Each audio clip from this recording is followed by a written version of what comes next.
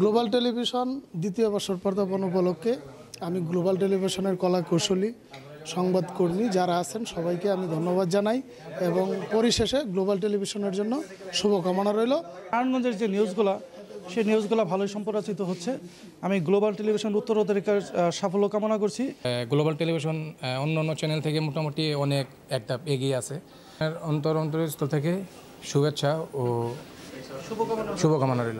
গণমাধ্যমের একটা প্রতিযোগিতা চলছে, তো সেই জায়গা থেকে গ্লোবাল টেলিভিশন দ্বিতীয় বর্ষপূর্তি উপলক্ষে আজকে যে কেক কাটা হলো, খুব অল্প সময়ে তারা গ্লোবাল টেলিভিশন যে কিভাবে বস্তুনিষ্ঠ সংবাদ পরিবেশন করা যায়। গ্লোবাল টেলিভিশন নতুন 2 বছর পেরিয়ে 3 বছরে পদার্পণ করলো। গ্লোবাল টিভির সকল কলাকুশলী সকলের প্রতি আমার শুভেচ্ছা অভিনন্দন রইল। বিশেষ করে নারায়ণগঞ্জে গ্লোবাল টেলিভিশন একটি বস্তুনিষ্ঠ সংবাদ পরিবেশন করে থাকে। সো গ্লোবাল টিভির সর্বোত্তর সাফল্য কামনা করছি আর কি।